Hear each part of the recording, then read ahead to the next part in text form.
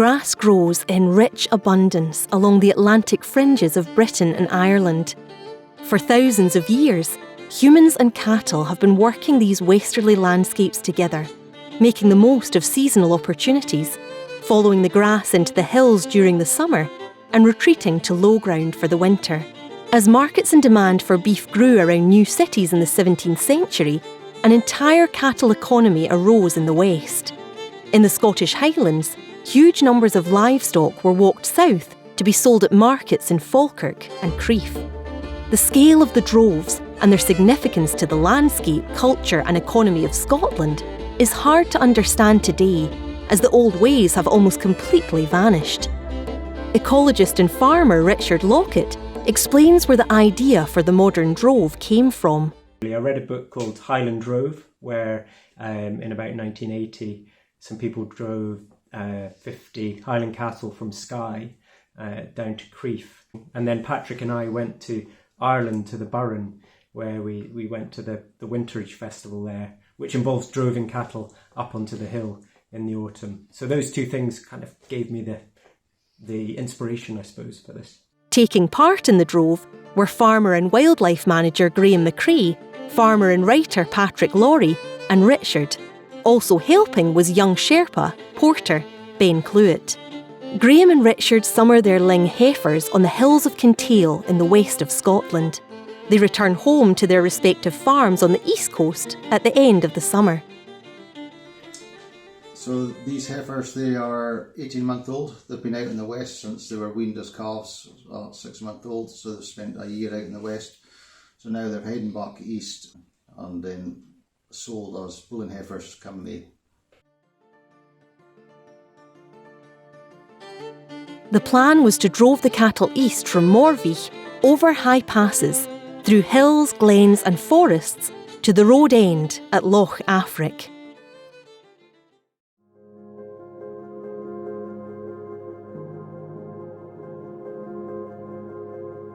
The drove starts in the summer pastures at the lowest end of Glen Honjachin.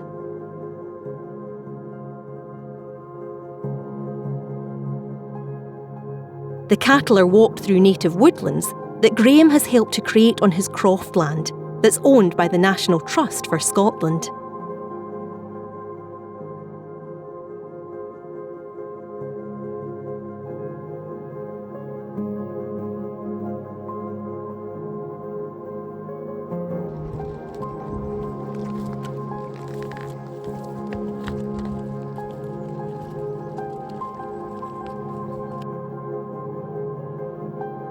The slopes gradually steepen as the cattle work up towards the ford crossing of the Alt Corrie and Scarnia burn. The drove is heading for the high pass, the Bealach and Scarnia at the top of the glen. Before the pass, the team has to work along a short, narrow section of very exposed path. Some of the beasts slip and slither through rough ground, but they prove to be sure-footed in the end.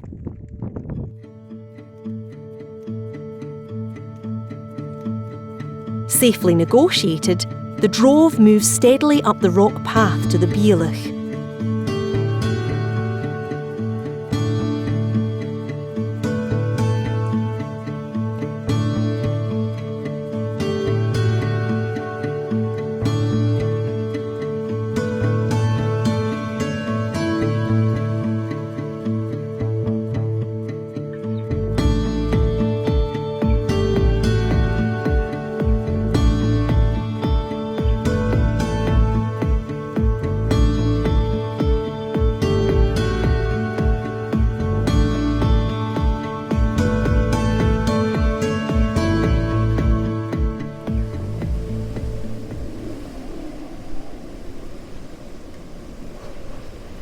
After descending from the pass, the cattle arrive at Loch Bealach, close to the first overnight stop.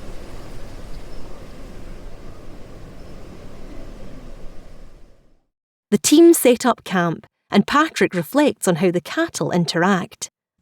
And it's interesting, I love how much they like us. Well, they seem to, not like us maybe, but they seem to show an interest in us. Even when we're making breakfast and setting up tents at night, you just let them go, and you find they've wandered off, but they're always coming back. They're always just curious. So there's no fence to keep them in. There's no sort of hands-on control. They just kind of want to be around us, and we kind of want to be around them. So there's a bit of working together that I'm really enjoying.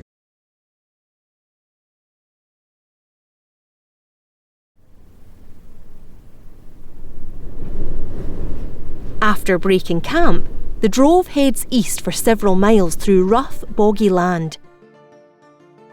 By early afternoon, the drove has reached the hostel at Alt Beha, where they're met by Sherpa Ben Cluet, who's brought extra supplies.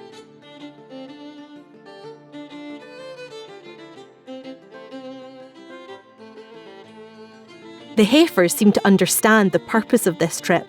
They're calm and steady, and aside from the occasional pause to pull at the grass, the beasts are happy to keep pushing on.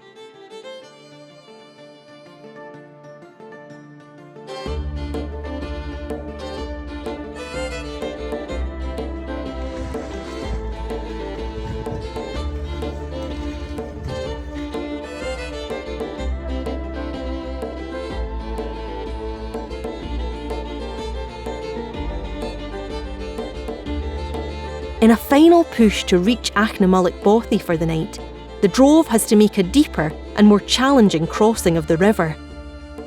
After a moment's hesitation, the heifers wade up to their bellies in the gentle water and plunge across it.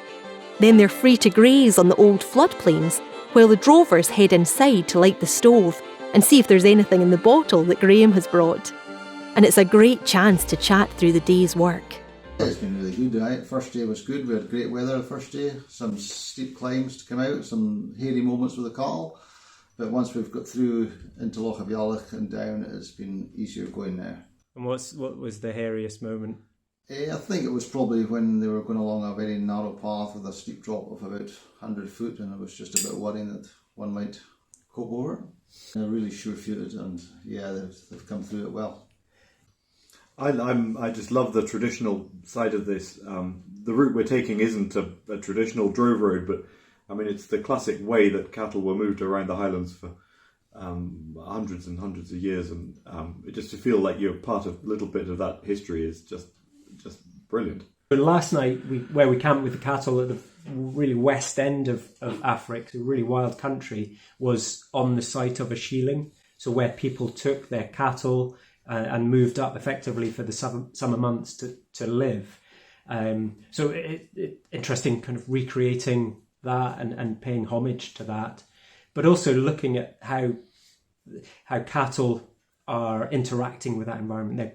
They're grazing down vegetation, they're likely stirring it up, disturbing it, they're dunging. So done at scale, I think there's opportunities for really enhancing and improving the diversity of wildlife in some hill and upland areas. I had some friends that are really interested in farming, in particular cows, who are really jealous. Would love to be here as well. But I had quite a few that didn't really find it that interesting at all. I guess they didn't know what it is or the importance of it or the culture of it. So yeah, there's a real mixture. The team enjoy a few drams before the end of the night. Yes, it's feel like pouring yourself. The hot seat. Yeah. Day 3 dawns cold and wet. The heifers have taken up residence around the bothy and seem reluctant to move away from lush pastures on the final leg of their journey. The day's drove works its way down through regenerating pine woodlands on the south side of Loch Affric towards the loading point at the end of the loch. The cattle sometimes pause to gather a mouthful or two from the scrubby bushes on the roadside, but they don't hang around for long. They're in the habit of moving now.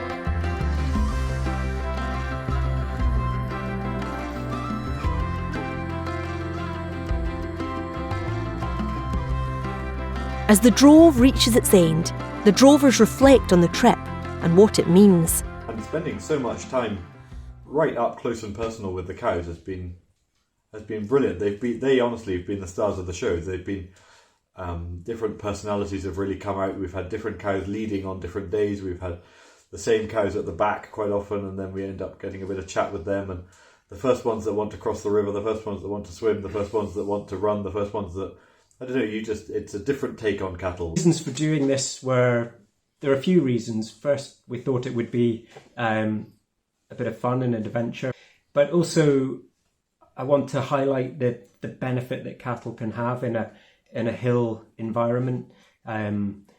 Historically, these areas were stocked with cattle, and now in an era of where there's been significant change in land management, I think there's an opportunity to use cattle as a tool to manage open moorland habitats, grassland habitats, restored woodland habitats. So it's a chance to highlight that. I love cattle, and I farm cattle, and I spend a lot of time thinking about cattle, but this has been a whole new world for me in terms of spending time with cows, and it all goes back to people working with animals in big, incredible British landscapes, Scottish landscapes that we're in. So I don't know, I think for me the big take home is, like, every time you sit down to eat your dinner, there's a huge story in there, and it can be people's life's work go into just being a tiny part of that. I think it's sort of blown me away a bit to see how big this is.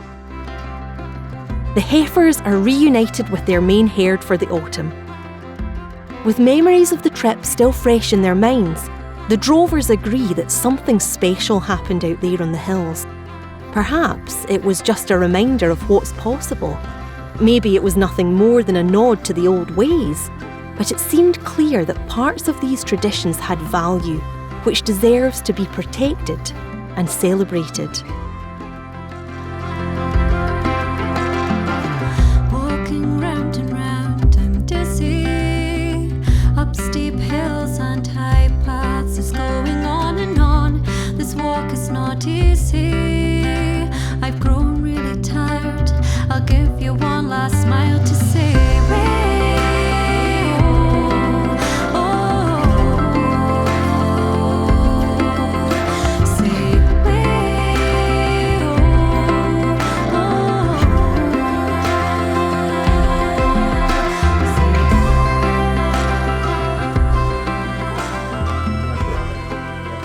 That's a wrap. It's in the can.